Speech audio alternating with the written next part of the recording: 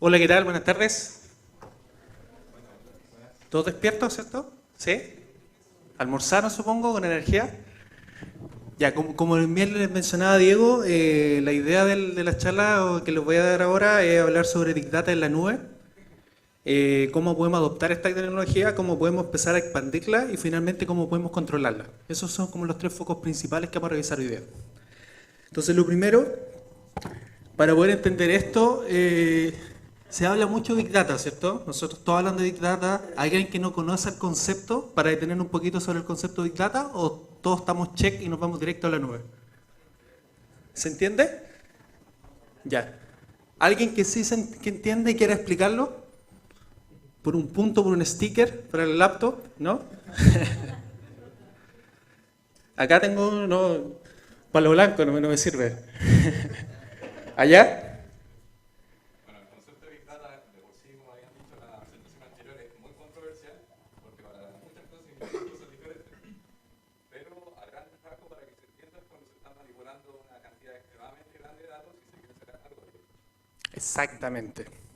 Perfecto, justo. Básicamente, como tal como dijo acá nuestro colega, nosotros hablamos de Big Data porque tenemos grandes cantidades de datos, ¿cierto? Entonces, bajo ese concepto, podemos entender que tener hartos datos hablamos de Big Data, pero la idea es que con esos grandes cantidades de datos podemos sacar una analítica. Bajo esa analítica que nos permita generar decisiones. Ese es el concepto principal de Big Data. Luego de eso, si salen más preguntas, me van parando y me van consultando, pero eso es para iniciar. Entonces, una frase importante de esto, les voy a leer acá, dice: desde el momento que las personas comenzaron a darse cuenta del poder de los datos, los data scientists o cientistas de datos han estado trabajando para utilizarlos para extraer información significativa e identificar los diferentes patrones. Con las mejores en las tecnologías de Big Data, cada vez más compañías han empezado a utilizar Big Data.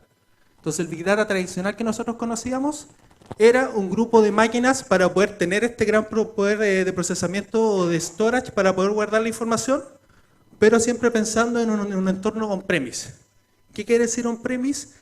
Que teníamos las máquinas físicamente dentro de los data centers y ahí nosotros guardábamos toda la información. ¿Cuál es el concepto nuevo del cual les voy a hablar ahora? Cloud.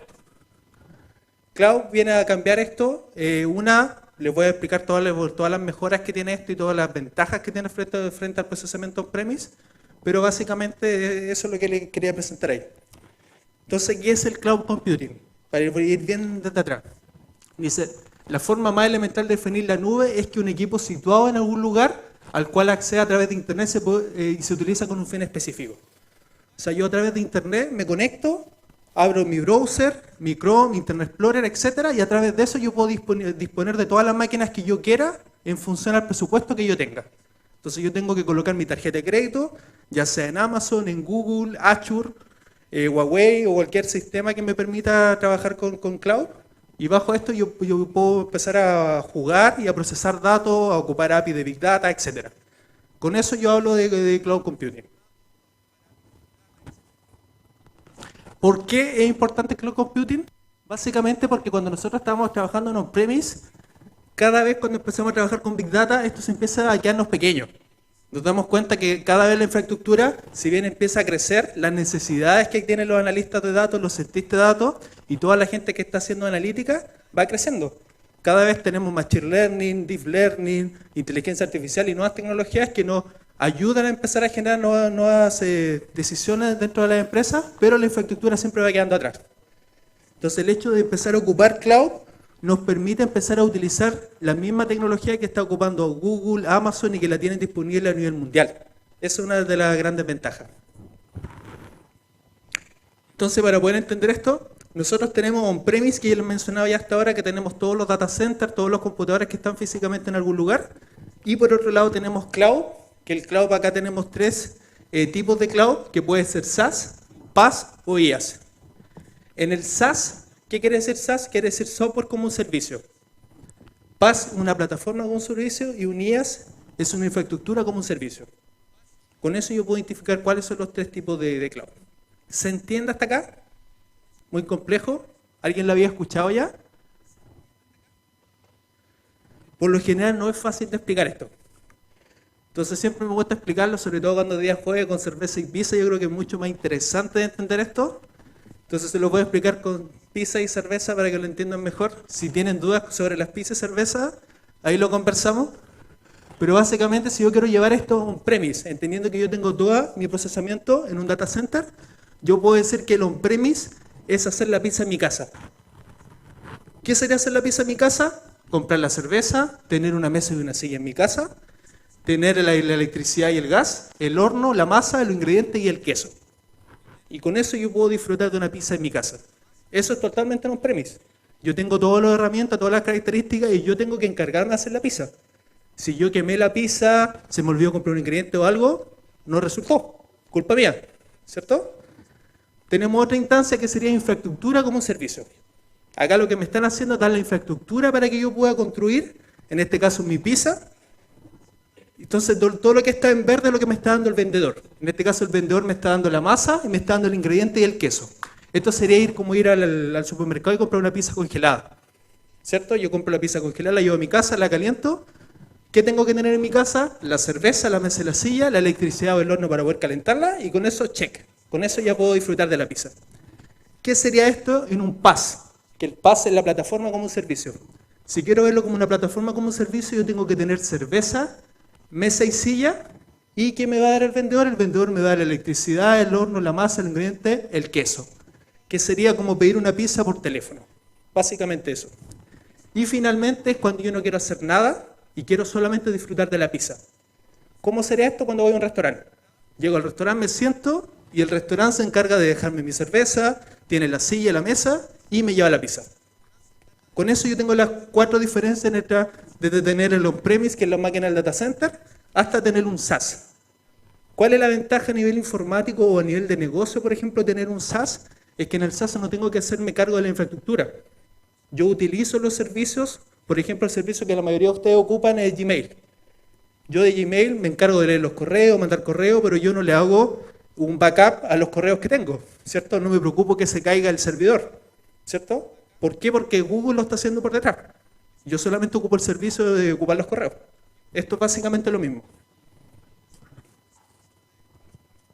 ¿Dudas hasta acá? ¿Sí? Se entendió con pizza CPCS, eso le faltaba. Dentro de la nube nosotros, como les dije, tenemos varios tipos de sabores, pero también tenemos distintos vendedores que nos dan estos servicios. Acá puse solamente algunos, hay muchos más. Tenemos desde IBM, Amazon, Google, VMware, Azure y nubes privadas. Hay muchos sabores más, pero básicamente para que entiendan que todos estos servicios que les mencionaba los podemos tener con distintos vendedores. ¿Cuáles son las diferencias dentro de premise y cloud, aparte de lo que ya les mencioné ahora con las pizzas? Básicamente, si yo quiero tener un servicio de Big Data con maquinaria on-premise o un data center, lo primero tengo que tener harta plata inicial, un CAPEX alto. ¿Por qué? Porque tengo que tener la plata para poder comprar todas las máquinas, contratar a las personas y poder configurar todo esto para que funcione. ¿Cierto? El costo inicial va a ser caro. El mayor de time to market, porque cada vez que quiera lanzar algo, un producto o algo, me voy a demorar más en configurar todo lo anterior. Pero que ¿para qué me podría servir? Por ejemplo, para temas de regulaciones legales. Para la banca, sobre todo, hay muchos procesos que tienen que estar en el lugar donde yo sé dónde está el dato, y ahí puede ser un premise 100% y a lo mejor no puedo disponer de cloud. Para todo lo anterior que no tengo regulaciones, puedo ocupar cloud, el costo inicial va a ser nada, no tenemos time to market y pagamos por el uso. Ahí también les voy a explicar sobre qué consiste el pago por uso en esta tecnología. Entonces, ¿por qué cloud? ¿Y por qué ahora? ¿Por qué le estamos hablando de esto ahora y no se lo hablaron antes? O a lo mejor se lo hablaron antes, pero no con este nivel de detalle o no con la importancia que lo estoy dando yo ahora. Acá hay una frase que también me gusta mostrarle y hablar. Dice, hace un tiempo cada hogar, pueblo, granja, etcétera, tenía un pozo para poder disponer de agua, ¿cierto? Hoy en día es raro que una casa tenga un pozo para tener su agua porque ya tenemos servicio de agua potable en la mayoría de los lugares. Con el tema de cloud y la computación en la nube es lo mismo. Yo no necesito tener como empresa básicamente un data center completo para poder tener procesos, servicios o cualquier cosa digital, sino que puedo disponer de la nube a través de cloud para empezar a generar todo esto.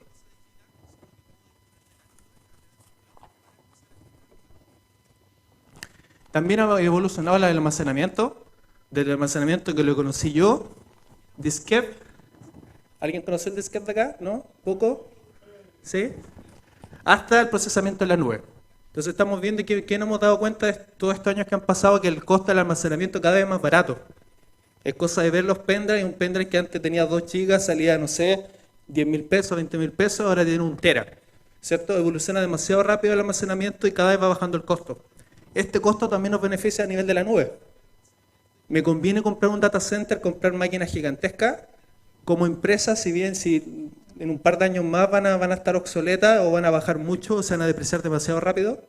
Entonces acá también uno tiene que pensar en ese concepto también si me conviene a nivel cuando estoy partiendo con una empresa o estoy tomando decisiones si me conviene empezarlo en on-premise o cloud. Y básicamente vemos que todo se está llevando a cloud. Las grandes empresas tienen varias cosas en cloud. Casi todas las redes sociales están trabajando con tema de cloud por toda la flexibilidad que les da tener sus procesos en la nube. La primera parte que les voy a comentar acá como primera escena, ¿cómo yo adopto esto? Una vez que ustedes ya me compraron el cuento, les gustó el tema de la nube, ¿qué hago? ¿Dónde lo compro? Lo primero es la adopción. ¿Cómo yo adapto esto dentro de mi empresa, dentro de mi grupo, dentro de mi proyecto, mi emprendimiento, etcétera? ¿Cómo yo parto con la nube? Entonces, lo primero como adopción, un viaje típico en la nube se comienza con alguna experiencia y prueba de funcionalidad a pequeña escala. Entonces acá pensamos con todas las que son las pruebas de concepto, para ver si esto funciona o no funciona, cuánto me va a costar, y luego de eso, cuando yo sé, ya, esto perfectamente se puede hacer un producto, yo de alguna manera lo hago de manera más profesional y pongo a invertir más plata. Yo puedo hacer una prueba de concepto con costo cero. Hay servicios en la nube que son gratuitos por un umbral del tiempo que uno lo use. Entonces ahí uno puede empezar a experimentar y jugar con estas tecnologías para ver si puedo generar un valor agregado dentro de la organización que estoy. También los beneficios de una plataforma en la nube generalmente son inmediatamente obvios, ya sea porque es fácil de usar, es escalable y es flexible y aparte es muy simple de utilizar. Todo depende de cada una de las nubes, pero por lo general son bastante simples de usar y no cambia mucho a diferencia de otro tipo de servicios. Una vez que ya estoy ya lo probé, me gustó, tengo que empezar a expandirlo dentro de la organización, ¿cierto? ¿Cómo yo lo expando todas estas pruebas de concepto? Esa expansión, una de las cosas que se genera cuando empezamos a probar esto, que a las organizaciones les gusta, empiezan a probarlo por distintas gerencias, distintas áreas dentro de la organización, pero cada área empieza a trabajar de manera independiente. Entonces es bueno porque los resultados son más rápidos, pero de manera de generar un gobierno sobre los desarrollos o sobre lo que se está haciendo, a veces genera mucho más problemas. Entonces tiene que partir primero como unas pruebas, pero una vez que esto se empieza a estandarizar y empieza a funcionar dentro de las organizaciones, la idea es que lleguemos a una manera de trabajar, un marco de trabajo, un framework que nos permita a todos trabajar de la misma manera. Otra ventaja que se genera dentro de las empresas cuando empiezan a adoptar los servicios en la nube es que se vuelven autónomos sobre las áreas de TI. Entonces la misma empresa o la gente de marketing, de negocios, comerciales y otras áreas que básicamente tienen que esperar a que la gente de informática se demore 1 mes o 2 meses, darle un presupuesto a un proyecto, ellos pueden escalarlo con una célula de trabajo, ocupando metodologías a lo mejor más ágiles y a través de eso ver si esto va a tener algún resultado positivo y luego de eso empezar a invertirlo como un producto. Entonces es mucho más rápido de hacer porque ¿qué es lo que va a hacer en un mundo tradicional? En un mundo tradicional yo empiezo a ver cuántas máquinas voy a utilizar, luego que mando eso se lo mando a la gente de infraestructura, la gente de infraestructura ve cuántas máquinas me va a disponibilizar, qué base de datos necesito, cuánto espacio de base de datos necesito, etcétera. Y por lo general nunca se sabe esa información. Como cuando es un proyecto nuevo que recién está partiendo, siempre estamos como juicio expertos identificando cuáles van a ser las mejores soluciones y a través de eso generamos una cotización y luego lo implementamos. Pero puede ser que nos equivoquemos. Entonces aquí pueden pasar 3 meses o 4 meses para que se implemente algo, luego nos equivocamos y luego es que nos equivocamos nos damos cuenta que hay que hacerlo de nuevo. Entonces ya perdí 3 o 4 meses. A diferencia de la nube, yo de inmediato puedo empezar a ocupar un servidor con ciertas características y si no me gusta yo lo doy de baja y subo uno nuevo. ¿Tengo que pagar por el que ocupé? Sí, pero yo pago solamente por el uso que le di. Entonces dependiendo de las características de la máquina que creé y el cómo la creé, yo voy a tener que pagar ese error, pero va a ser mucho más económico que haber esperado 3 meses por una solución que no me va a servir. Entonces es una de las grandes ventajas que me genera. Otra cosa a nivel de expansión dice el resultado inevitable de esto es que se ve como una forma de hacer rápidamente las cosas sin restricciones que solía imponer el equipo de TI. Hay que tener cuidado con eso porque también si bien da independencia, la idea es que igual haya un marco de trabajo, hayan arquitecturas dentro de las empresas que se respeten porque si no cada área empieza a andar por sí sola. ¿Van a tener resultados rápidos? Sí, pero cuando quieran escalar se van a generar varios problemas a lo mejor de desarrollo, de malas prácticas a nivel de mismo desarrollo, etcétera. Entonces la idea es que eso no pase. La primera instancia a lo mejor podemos ir de una mirada más táctica a generar un resultado rápido para ver si esto funciona, pero una vez que esto funcione, la idea es llevarlo a algo más fundacional, entendiendo que esto va a tener que escalar en el tiempo. Luego de eso, a nivel de expansión, dice la fase de expansión del viaje. Viaje de muchas empresas a la nube a menudo conduce a implementar caóticas, incontroladas y aislados. Básicamente lo mismo que le mencionaba, empieza a generarse tanto desarrollo por cada una de las áreas que es muy complejo de gobernar. Entonces la idea es empezar a generar de a poco este gobierno sobre esto para que esto empiece a resultar. ¿Hasta acá dudas? Luego la tercera parte que tenemos para ver este lado es el control. Una vez que yo lo adapté, generé mis pruebas, empiezo a expandir esto a nivel de la organización, empiezo a controlarlo. Entonces aquí viene todo el tema de control. Básicamente, uno de los controles generales que se produce en la empresa, sobre todo para los que están ligados con temas de tarjeta de crédito, de banca, etcétera, es el tema de la información. O sea, el riesgo de empezar a subir los datos a la nube. Entonces ahí tenemos que apalancarnos siempre con la área, tanto de seguridad como el área de finanzas. ¿Por qué? Porque acá como el pago es por uso, si yo no estoy usando bien la herramienta, lo más seguro es que empiece a facturar más de la cuenta. Y ese facturar más de la cuenta puede ser que a la empresa le empiece a generar un dolor porque no cometimos errores que a lo mejor al tener una base de datos on-premise yo no voy a tener que pagar por las consultas que hago sobre la base de datos. Pero si tengo una base de datos en la nube como un servicio, el cobro que te hacen a ti es por cada vez que tú le haces una consulta a tu base de datos o cada vez que tú generas una transacción. Entonces, si son pocas transacciones, va a salir barato, pero si son muchas, va a empezar a subir más, va a salir más caro. Entonces, ese mucha funciona perfecto cuando nosotros estamos generando más ventas, estamos creciendo a nivel de empresa porque significa que está entrando más plata y por algo puedo empezar a pagar más por la infraestructura o el servicio que estoy consumiendo. Pero si no es el escenario y estoy haciendo pruebas y estoy haciendo pruebas malas, es plata que estoy perdiendo. Otro tema de control importante dice, la nube te da un gran poder. Y como dice el refrán, un gran poder conlleva una gran responsabilidad. Eso es así. Créame que es así. Cuando se genera un contrato dentro de una empresa con cualquier nube pública, un Amazon, Google, etcétera, tú puedes facturar lo que tú quieras sobre esta empresa. Si no hay algo restringido a nivel de contrato, dame un segundito. Si no hay algo restringido a nivel de contrato, tú podrías consumir en un día $1.000.000 o podrías consumir $1. Todo depende de lo que tú estés haciendo y cuáles son las trabas que tú vas a generar a tu proceso. Yo les voy a dar algunas recomendaciones sobre esto, qué se hace en las empresas para no caer en cobro excesivo y cómo se puede controlar al final de esta presentación. ¿Sí? Todo va a depender del motor de base de datos y el tipo de nube. Por lo general, por ejemplo, en Google Cloud, el primer tera, o sea, el consumo que tú haces en un tera es gratuito por mes. Luego de eso te va cobrando. Y cada tera que tú consumes te cobra $5. Suena súper poco que $5 por un tera de datos que yo empiezo a consumir. Ahora llévalo a un contexto de organización. 100 personas consumiendo 2 teras. Ahí empieza a subir harto. ¿Qué es lo que pasa en el mundo tradicional para este caso? Nosotros tenemos un motor de base de datos y ese motor de base de datos pueden estar explotándolo estadísticos, civil industriales, cualquier persona que a lo mejor no va a ser muy técnica y no tiene por qué serlo dentro del perfil. Entonces no hay un dolor a nivel empresa. Entonces pueden hacer consultas que a lo mejor no son muy óptimas y eso te va a empezar a generar que el problema de la consulta te empieza a costar más caro dentro de la organización. Entonces ahí uno tiene que empezar a ver cómo empieza a mejorar el trabajo para que salga más barato y generamos optimización. ¿Dudas? ¿Otra duda? ¿Sí?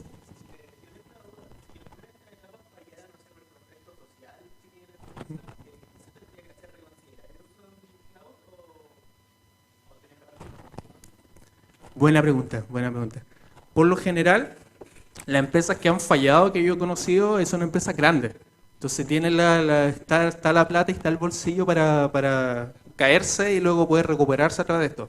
Pero la idea, por ejemplo, en una startup no va a ser igual. Entonces la idea es que si una empresa es más pequeña y tiene menos ingresos, se tome las consideraciones para que eso no pase. Que si te pasa igual, yo creo que sí te va a afectar y no tiene nada que hacer porque ya cometiste un error grande. La idea es que no llegar a eso. Hay varias cosas que se pueden hacer, yo les voy a comentar varios tips acá, luego con los slides que vienen más adelante, que uno hace regularmente para empezar a, de alguna manera, resguardarse que no se genere un cobro excesivo. pero uno debiese verlo como un proyecto tradicional. ¿Cuál es la diferencia del proyecto tradicional? Que a lo mejor en el proyecto tradicional yo no me preocupo cuántas personas van a ocupar mi servicio. Yo hago mi sistema, llevo el sistema a producción, una vez que lo hago en producción terminé mi proyecto. Eso es como el proyecto tradicional. Yo ya pagué mi infraestructura, ya pagué la instalación de la base de datos, está todo funcionando perfecto. Pero en el contexto cloud es distinto, porque el costo operacional varía. Yo puedo estimar el contexto operacional, pero eso va a variar. Tengo que tener a alguien que administre esa variación y que vaya tomando decisiones, ¿cierto? Esa es como la diferencia. Ahora, si yo lo veo al contexto de startup, por ejemplo, Instagram nació como una empresa startup, ¿cierto? El que finalmente la terminó comprando Facebook. Y Instagram nació con un entorno 100% cloud. Y gracias a ser cloud pudo crecer tan rápido. Y eso pasó, por ejemplo, que acá en Chile nadie conociera la aplicación y de un momento a otro todos tenían Instagram, ¿cierto? Y es porque el escalamiento que tenía, si hubiera sido un data center tradicional, lo más seguro es que hubiera llegado a 1 millón de usuarios, para un poquito, llegamos hasta acá, en 2 semanas más podemos colocar otro servidor más y ahí vamos sumando los usuarios y no hubiera podido tener el escalamiento que tuvo. Entonces esa tiene ventaja y desventaja el tema de cloud. ¿Sí?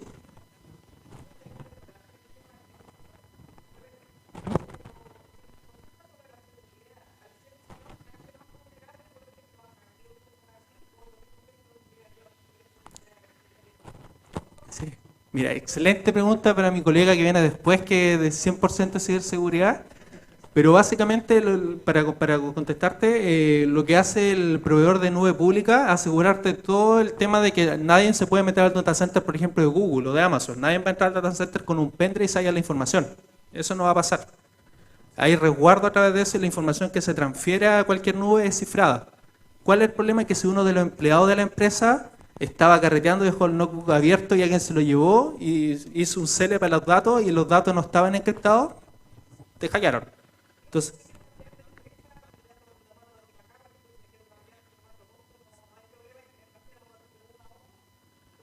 todo depende de cómo esté hecho. O sea, es importante, por ejemplo, hay un concepto importante que son las aplicaciones de open source.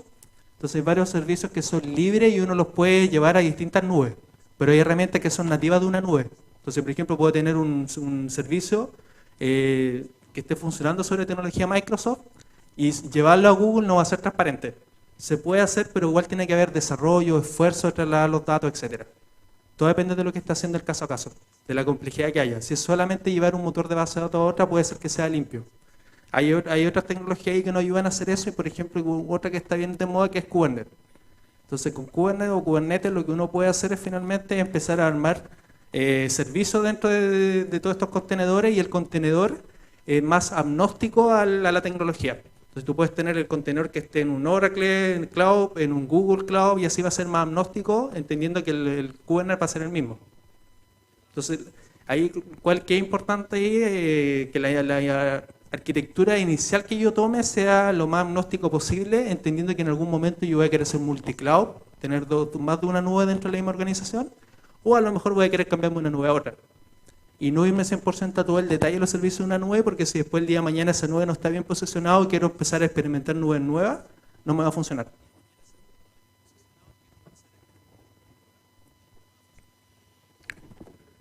La idea es que no nos pase esto. Todo lo que estamos discutiendo acá es que una vez que les cuenten el tema de la nube, les encante la nube, que es muy entretenido, yo tengo cuenta en todas las nubes que van saliendo y las voy probando una a una, a través de eso no pierdan plata. Entonces todo lo que hemos conversado funciona eso. Entonces acá hay una regla que es para poder generar un gobierno financiero para el procesamiento de datos. Suena súper burocrático, gobierno, datos y todo, pero créame que es sumamente importante y necesario dentro de las organizaciones. Y con eso pasaría lo que decía el caballero, que la idea es que la empresa no pierda plata y que no quiebre por unas malas decisiones. Entonces lo primero a nivel de gobierno para poder financiar todo el procesamiento del dato, dice el gobierno financiero generalmente se refiere a la capacidad de recopilar, monitorear, rastrear y controlar la información financiera. Esa información financiera es información de todo lo que me está costando tener los servicios en cloud, tanto a nivel de desarrollo, testeo, hasta que esto está en producción funcionando. Tener los valores total de esto y cómo se está comportando en el tiempo.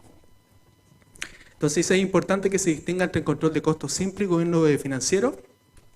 Y los 3 puntos más importantes que vamos a revisar acá es control de costos, la trazabilidad y cómo podemos darle visibilidad sobre los costos que van veniendo, cómo podemos predecir también.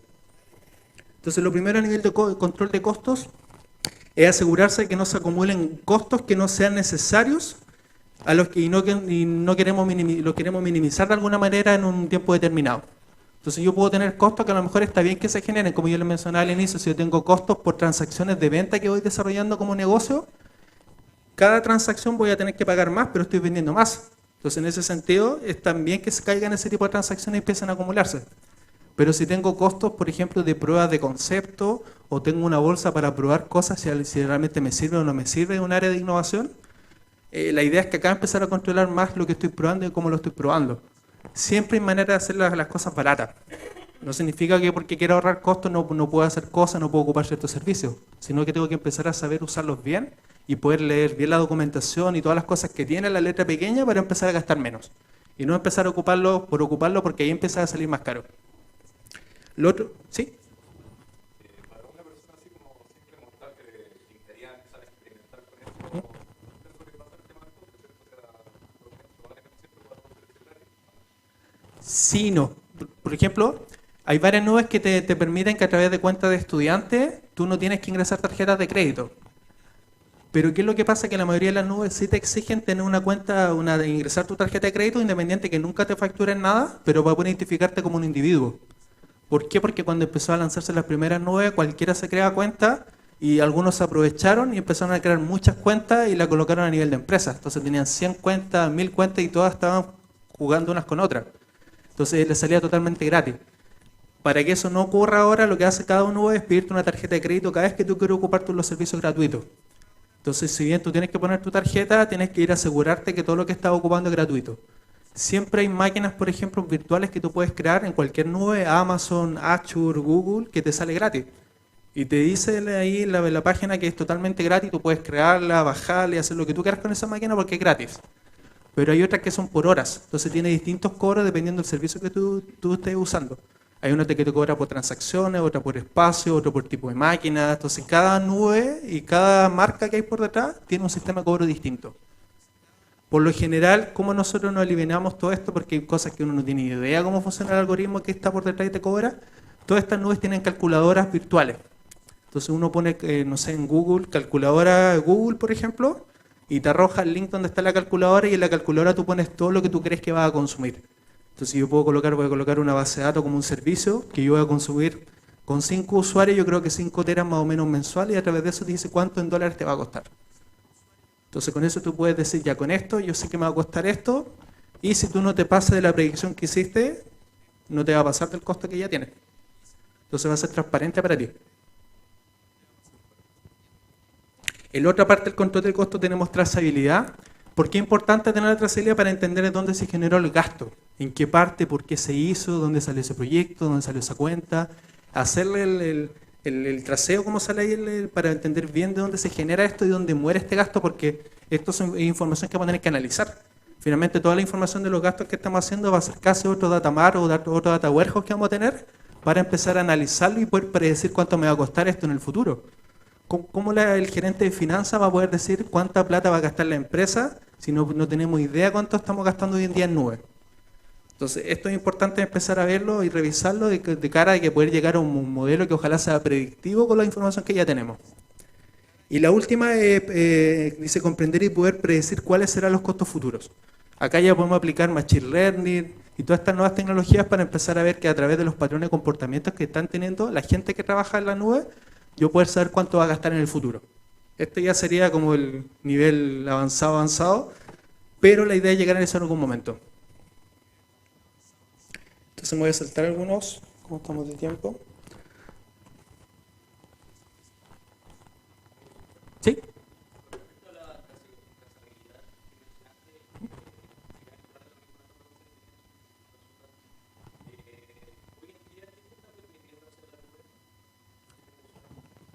Por lo general hay unos, ¿cómo se llama? Etiquetas o tag o etiquetas que finalmente uno le va creando al objeto dentro de la nube.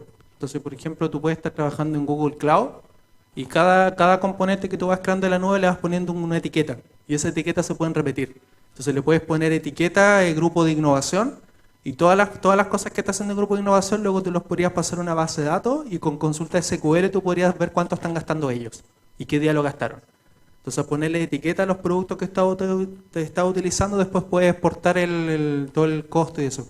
Todas las nubes ya generan esa información y es gratis, entre comillas. Es gratis el que te dé la información, pero eso te lo dan dentro de un servicio de ellos que tú lo vas a ocupar y te cobran ocupar el servicio. Pero tú ya tienes toda esa información, lo importante es hacer la analítica para poder tener la inteligencia sobre eso. No, uno no tiene que empezar a crear, por ejemplo, códigos de algo para empezar a ver cómo el consumo que está teniendo la herramienta. Por lo general ya existe para toda la herramienta.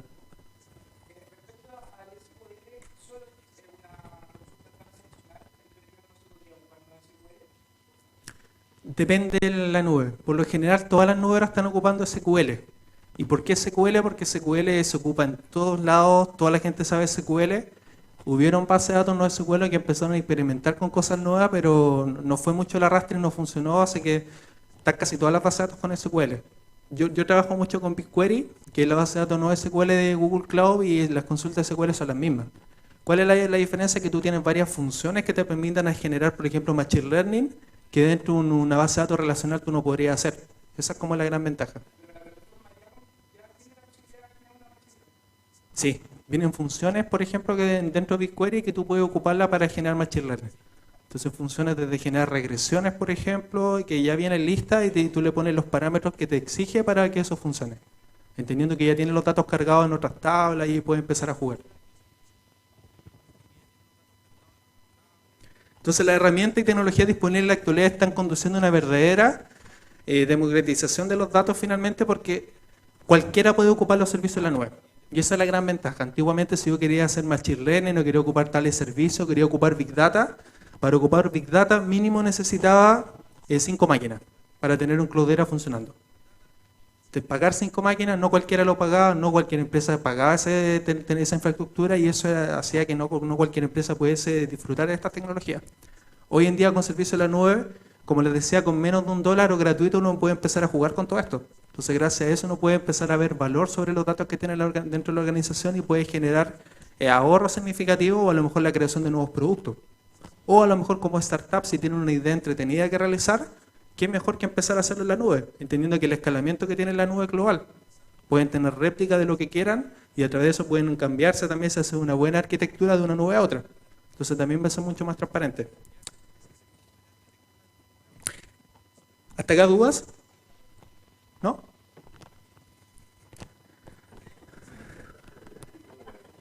Siempre pasa eso. No, pero me dijo que no me salía tan barato. Hay que controlarlo. Hay que generar un control del dato y revisarlo bien. Básicamente, ¿por qué? Porque a través de un buen control yo puedo empezar a hacer esto. Como proveedor de nube, ¿qué le interesa al proveedor de nube? Que los servicios no se caigan, que nadie los hackee, que sean seguros, que sean bonitos, fáciles de usar, etcétera. Pero al proveedor de la nube no le interesa que tú gastes menos. Él quiere que tú gastes en la nube. Entonces, frente a eso, tú tienes que poner los controles que te garanticen que tú vas a gastar menos. Entonces, ahí es importante empezar a aplicar todas las cosas que hemos conversado hasta ahora. ¿Para qué? Para quedarnos nosotros con el dinero y no dejarlo ahí arriba en la nube.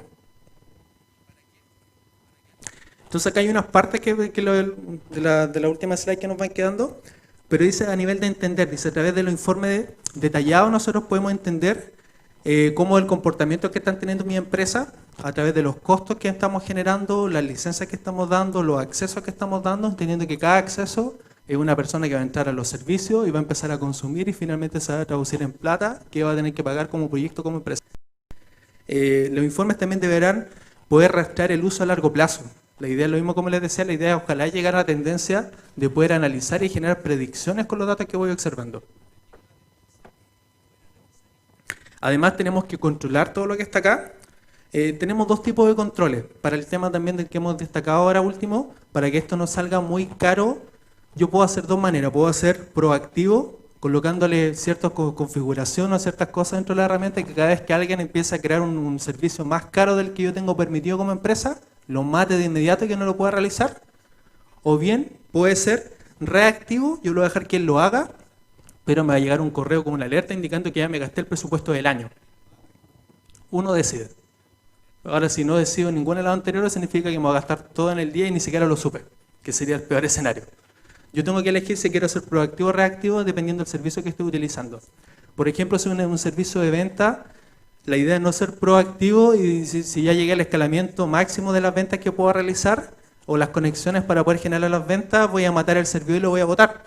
O sea, nadie más va a poder comprar dentro de la organización porque ya ocupé el costo que tenía para poder vender. Eso no debe pasar nunca, ¿cierto? Ahí debe ser reactivo. Sería bueno que me informara por correo, por SMS o como yo quiera, pero que los servicios sigan funcionando.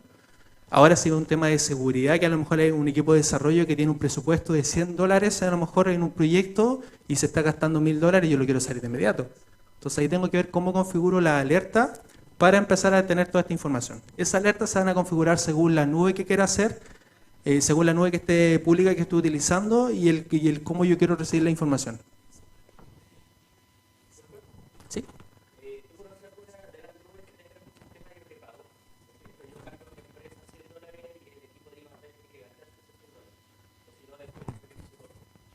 Por lo general hay concepto de sandbox que se ocupa harto, que es para eso, pero lo que me tocaba revisar, no me acuerdo el costo específico, pero por lo general son demasiado grandes los costos.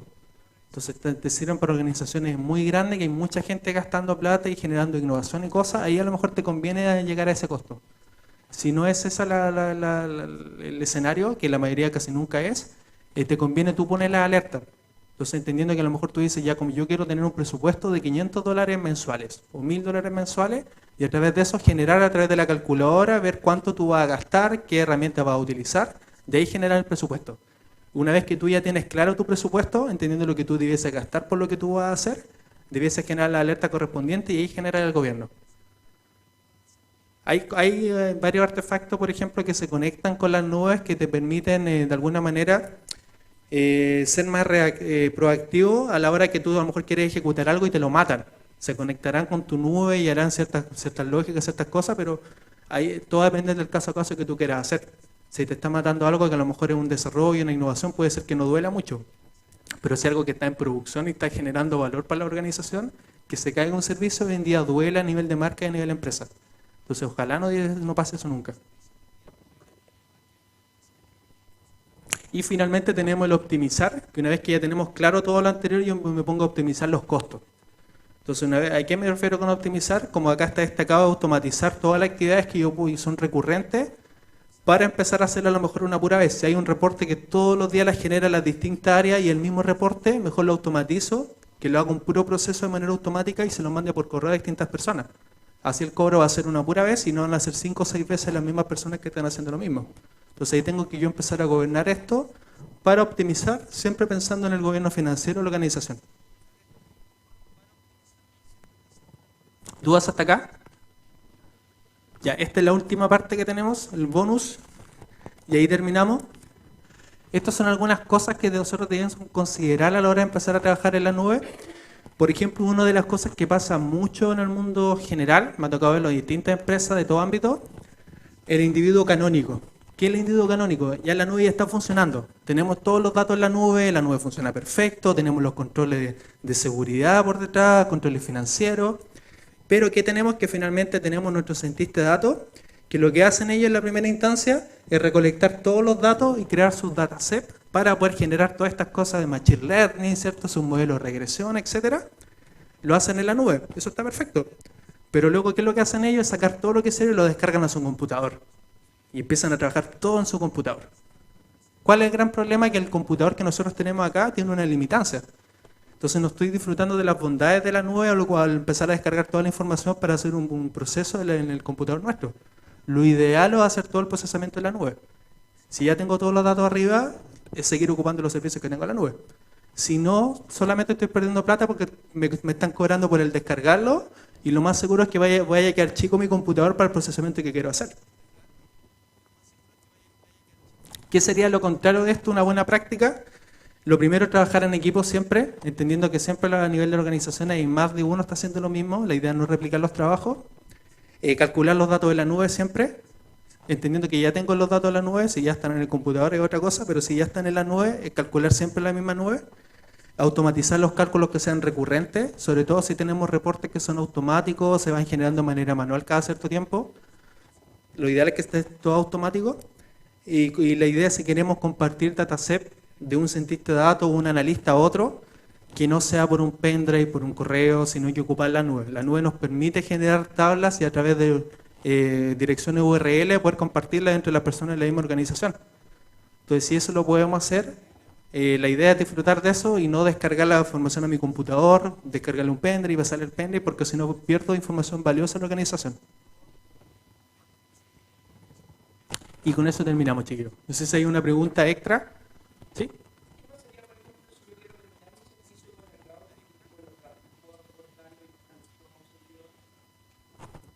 Sí, técnicamente, o sea, técnicamente todos los datos son tuyos. Ahora el problema es cómo tú los descargas y dónde los vas a dejar.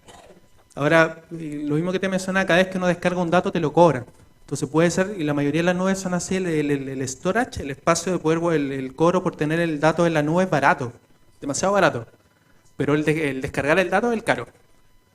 Entonces ahí es importante subir bien los datos que quiero como empresa, generar los catálogos correspondientes a través del dato y luego esos datos empezar a almacenarlos. Y no generar un Dropbox, un Drive y empezar a subir cualquier cosa, porque esa cualquier cosa no me va a servir de la nube porque voy a tener los datos arriba, pero no sé de qué cosas son.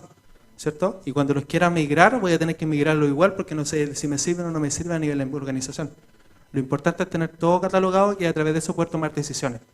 Entonces podría ser que el dato a lo mejor te sale $1.000.000, pero si para la empresa eso significa mucho, se va a pagar igual. Entonces el costo va a depender siempre del tema de qué tan importante es la información para la organización.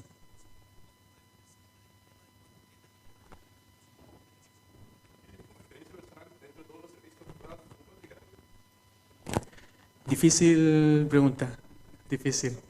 Sí. O sea, estoy trabajando con servicios de Amazon como instructor, así que, pero trabajo en mi mundo real en Falabella con Google Cloud. Entonces tengo con dos nubes a la vez y ambas tienen ventajas y desventajas. No estoy enamorado de una en particular. Yo creo que todas tienen ventajas y desventajas, pero los modelos son muy similares, eso es lo bueno.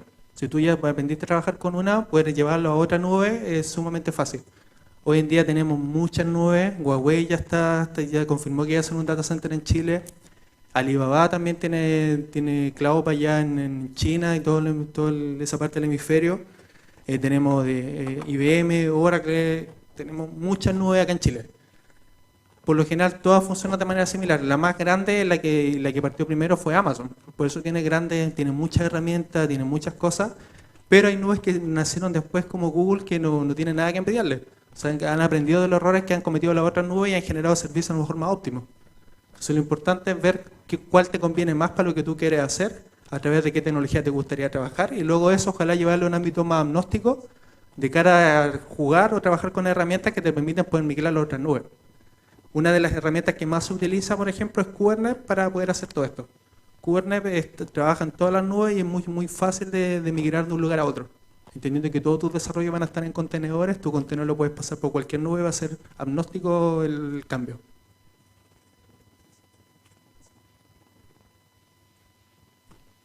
Eso, chiquillos. ¿Alguna pregunta? ¿Cerramos? Gracias.